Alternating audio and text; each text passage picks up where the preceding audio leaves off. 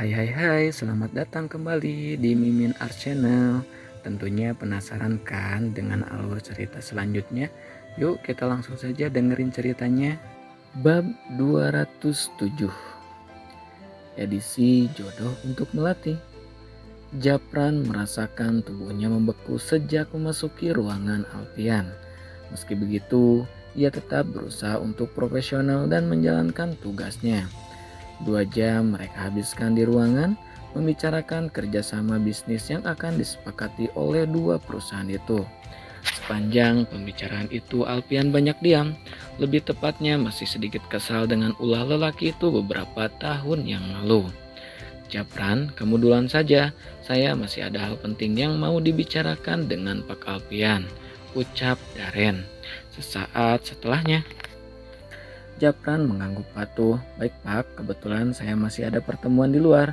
Baik kalau begitu. Japran berpamitan sejak tadi. Ia terlihat sedikit kaku dan ragu.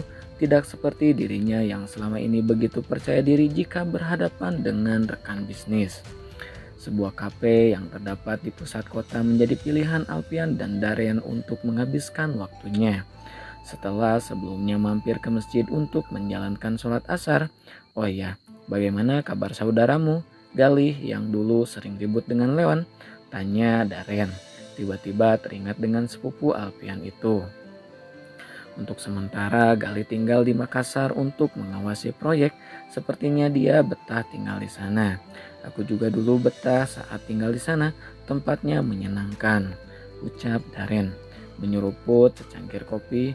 Oh ya Al, kamu tidak bercanda kalau keluarga Abah akan pulang ke Makassar malam ini kan?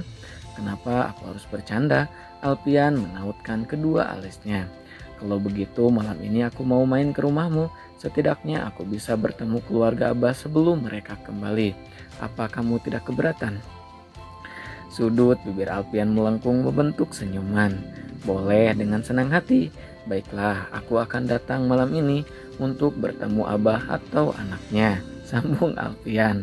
Setelah mampu menebak pergerakan Daren, semuanya aku kenal baik dengan keluarga Abah.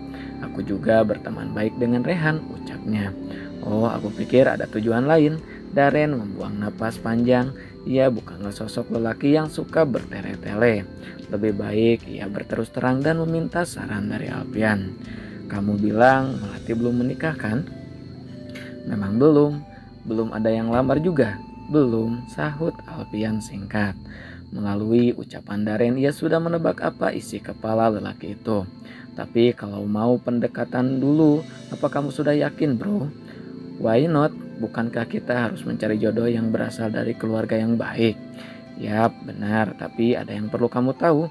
Soal apa? Alfian terdiam sejenak. Tanpa ragu, namun ia merasa perlu memberitahu Daren sebelum lelaki itu melangkah ke tahap yang lebih serius. Aku harap kamu bisa memikirkannya dengan bijak. Ini mungkin akan membuat kamu sedikit terkejut. Tentang apa? Tanyanya semakin penasaran. Beberapa tahun lalu, Melati sempat akan menikah dengan seorang laki-laki yang mengajaknya ta'aruf. Tapi di hari pernikahan, laki-laki itu tidak datang. Umi bilang Melati memakai pakaian pengantinnya selama 3 hari untuk menunggu calon suaminya. Tapi laki-laki itu tetap tidak datang dan tidak memberi kabar. Astagfirullah, sekujur tubuh Daren terasa memanas mendengar barisan kalimat yang terucap oleh Alfian. Tapi apa alasannya tidak datang? Kenapa tidak membatalkan sebelum hari pernikahan digelar? Ceritanya panjang bro, katanya dia diancam ibunya kalau nekat menikahi Melati. Maka dia akan melihat mayat ibunya. Astagfirullah, ini lebih gila lagi. Tapi meskipun berada di bawah ancaman ibunya, laki-laki itu tetap salah. Apa dia tidak bisa memberi kabar? Itulah yang membuat Melati hancur.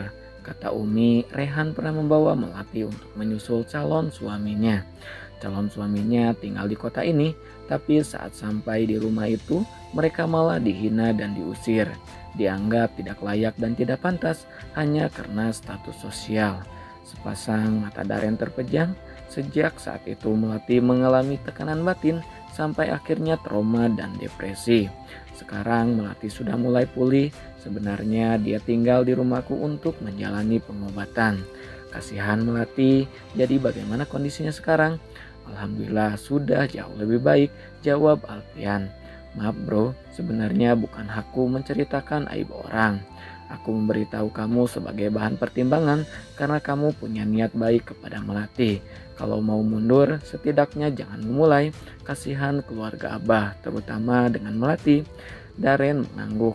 Ia menarik napas dalam, entah mengapa dadanya tiba-tiba terasa sesak. Melati sudah pernah dipatahkan hatinya, dihancurkan mentalnya, diinjak harga dirinya, dihina ayah dan ibunya. Meskipun wanita dianggap ras terkuat di bumi, tapi mereka tetap memiliki hati yang rapuh, ucap Alfian. Dan orang yang pernah mengalami trauma di masa lalu mungkin bisa kembali mencintai dengan tulus. Tapi dia akan sulit percaya bahwa dia dicintai. Selama beberapa detik Daren terdiam, memikirkan segala kemalangan yang menimpa Melati dan keluarganya. Dan siapa laki-laki tidak bertanggung jawab itu? Daren benar-benar geram. Bro, apa kamu tahu siapa laki-laki tidak bertanggung jawab yang pernah membuang Melati? Tanyanya. Mendapat pertanyaan itu Alfian mengangguk. Saat tahu Melati tinggal bersama kami, dia sempat datang untuk meminta maaf atas kejadian beberapa tahun yang lalu. Abah memaafkan, hanya saja tidak memberinya izin untuk bertemu dengan Melati. Siapa dia? Sebelum memberitahu, aku mau tanya, apa yang akan kamu lakukan kalau tahu siapa orangnya? Sebagai orang yang punya kekuasaan, kamu akan sangat mudah menghancurkan orang itu. Apa aku mengenalnya? Tanya Daren semakin penasaran. Jawab dulu pertanyaanku tadi. Kalau tujuanmu untuk menghancurkan orang itu, maaf, aku tidak bisa beritahu. Itu hak keluarga Abah. Tidak, aku hanya ingin tahu siapa orangnya. Tidak ada niat lain. Alfian mengulas senyum. Ia tahu seperti apa karakter temannya itu dan ia percaya Daren bukan seorang pendendam. Manajer humas kamu, Japran. Kelopak mata Daren melebar saat itu juga. Apa yang didengar Daren dari Alfian membuat lelaki itu merasa sedih. Tidak dapat ia bayangkan bagaimana perasaan Abah dan keluarganya, sebab setahunnya Melati seperti permata bagi keluarganya. Kini lelaki itu sedang menyusuri toko-toko di sebuah pusat perbelanjaan, niatnya untuk membeli kenang-kenangan untuk Abah sebelum pulang. Namun langkah lelaki itu terhenti saat pandangannya menangkap sosok tak asing yang sedang berada di sebuah toko pakaian muslim. Umi, Tante Penny, ia bergumam pelan sambil mengedarkan pandangan ke sekitar. Tak begitu jauh dari tempat dua wanita itu ada Melati yang sedang memilih sepatu bersama Bian. Yang ini suka, tanya Melati, memasangkan sepasang sepatu di kaki mungil anak perempuan itu. Suka, ini aja ya tante. Boleh sayang. Selama beberapa saat Daren terpaku. Kelembutan Melati terhadap anak-anak membuatnya kagum. Assalamualaikum. Daren lantas mendekat dan menyapa. Waalaikumsalam. Melati langsung bangkit dari posisi berjongkok sambil menundukkan pandangannya. Kamu Melati kan? Iya mas, wanita itu menjawab ragu. Saya Daren yang pernah tinggal di pesantren dan dididik abah kamu. Mungkin kamu sudah lupa. Oh ya, tadi kita bertemu di kantornya Alfian. Maaf saya tidak menyapa kamu karena takut salah orang. Lagi pula kamu juga tidak mengenali saya, ucap Daren panjang lebar. Maaf mas, saya tidak tahu karena sudah cukup lama. Ia masih menunduk sambil berusaha menajamkan ingatan tentang sosok lelaki itu. Oh ya, bagaimana kabar Umi, Abah dan Rehan? Alhamdulillah baik kak. Ayo Mel, kamu sudah selesai kan? Suara Mama Penny tiba-tiba muncul di belakang punggung Daren, membuat lelaki itu menoleh. Loh Daren, sapa Mama Penny? Assalamualaikum Tante Umi, ucapnya sambil mengatupkan kedua tangan di depan dada. Umi menatap lelaki itu. Umi, ini Kak Daren, muridnya Abah yang pernah tinggal di pesantren. Jelas Melati. Daren, Umi terdiam sejenak sambil berusaha mengingat-ingat. Oh astagfirullah, maafkan Umi nak Daren, Umi tidak mengenali kamu. Kamu sudah dewasa sekarang dan kita lama tidak bertemu. "Iya Umi, kebetulan saya sedang lewat dan tidak sengaja melihat Melati." "Ya ampun Mel, Mama tidak menyangka kalau kalian sudah kenal sebelumnya. Daren ini tetangga lama Mama yang tinggal di luar negeri dari dan baru pulang," ucap Mama Penny kepada Melati. "Iya Ma, dan bukan hanya Mama Penny yang terkejut, Umi dan Melati pun sama terkejutnya karena ternyata mengenal orang yang sama." "Apa kabar Umi?" "Alhamdulillah baik nak. Kamu sendiri bagaimana?" "Sama, Alhamdulillah. Oh ya, saya dengar dari Alpian bahwa sekarang Umi dan keluarga berada di rumah Alpian." "Ya, tapi malam ini kami akan pulang ke Makassar." Daren mengangguk sambil tersenyum. "Tante, kalau tidak keberatan, malam ini saya mau bertemu ke rumah Alpian. Sekalian mau bertemu dengan Abah dan Rehan sebelum pulang ke Makassar," ucap Daren. "Saya juga sudah bilang Alpian tadi." "Dengan senang hati, pintu rumah kami semua selalu terbuka untuk kamu," sahut Mama Penny ramah. "Alhamdulillah, terima kasih Tante." Sesuai janji Daren tadi, malamnya ia benar-benar berkunjung ke rumah Alpian dengan membawa serta keluarga, termasuk adiknya, Leon, makhluk menyebalkan yang sempat membuat Alpian ngereog karena kepergok berusaha mendekati istrinya. Leon yang memiliki sikap selengan itu memang kadang membuat orang lain kesal. Lihatlah betapa Alpian sedang menunjukkan betapa posesifnya dia terhadap sang istri. Kini semua orang sedang berkumpul di ruangan tamu. Suasana hangat menyelimuti oleh pertemuan tiga keluarga itu. "Apa kabar Abah, Rehan? Lama tidak bertemu," ucap Daren menyapa kedua orang itu. "Alhamdulillah sangat baik. Kamu sudah semakin dewasa nak Daren," balas Abah. "Benar, terakhir kita bertemu adalah malam sebelum kamu kembali ke Jakarta," tambah Rehan. "Benar, 1 bulan setelah itu saya dikirim Abah untuk melanjutkan pendidikan dan baru pulang beberapa hari lalu." "Oh ya, maaf kalau kedatangan kami mengganggu. Kami datangnya tiba-tiba," ucap Pak Dean, ayah dari Daren. "Tidak apa-apa, Pak Dean. Saya senang sekali bisa bertemu setelah beberapa tahun. Kebetulan malam ini saya berserta keluarga akan pulang ke Makassar." Pak Dean mengangguk dengan ramah. "Saya tidak tahu kalau Pak Ustadz sudah beberapa hari di sini.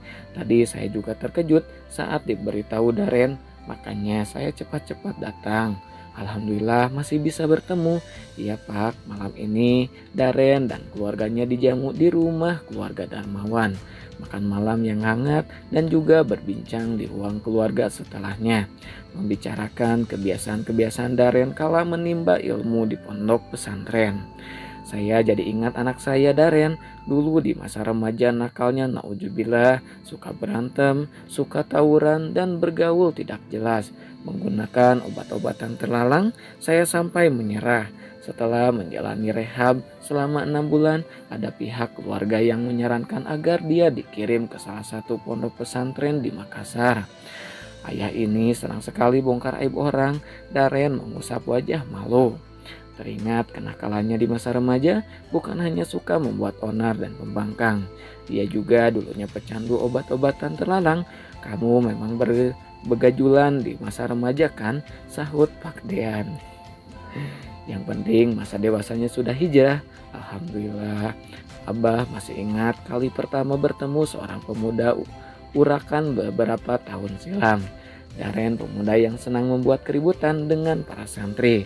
Beberapa kali ia kedapatan berkelahi dan memukuli orang. Alhamdulillah berkat didikan Pak Ustadz, Daren menjadi lebih baik dan memperbaiki hidupnya. Setelah beberapa tahun tinggal di pondok pesantren, akhirnya saya kirim dia ke luar negeri untuk menyelesaikan pendidikannya.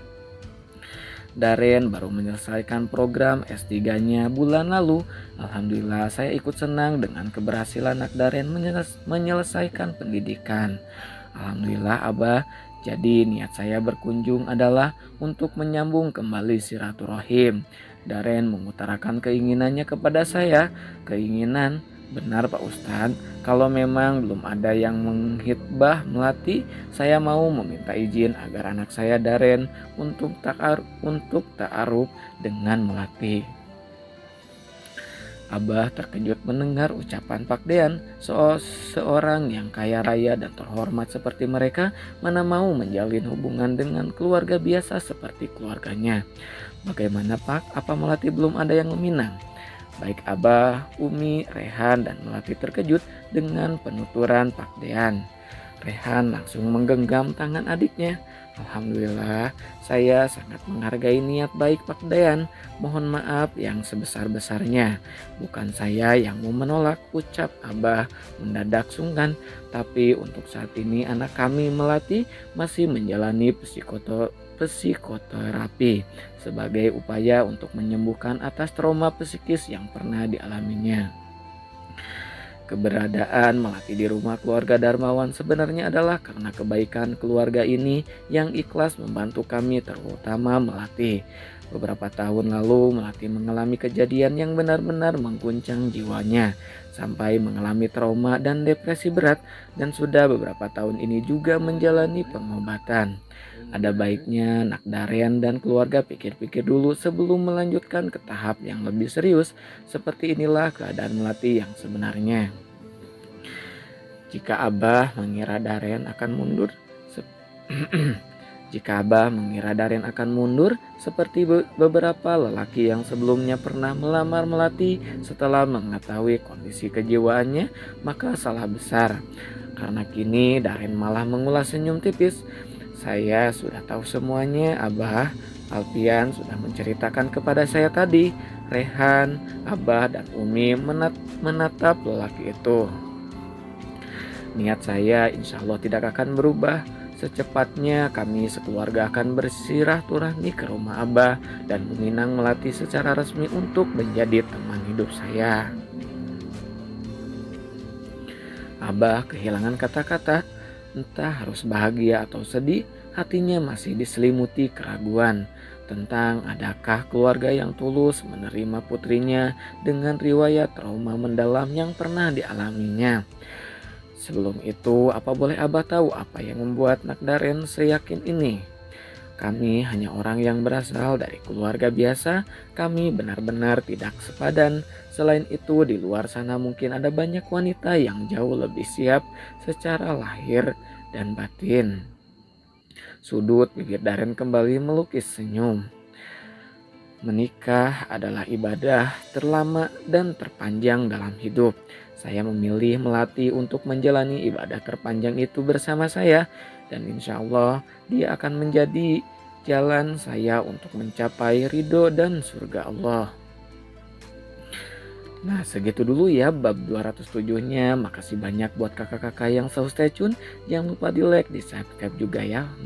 Mohon maaf ya, membawakannya agak-agak sedih ya.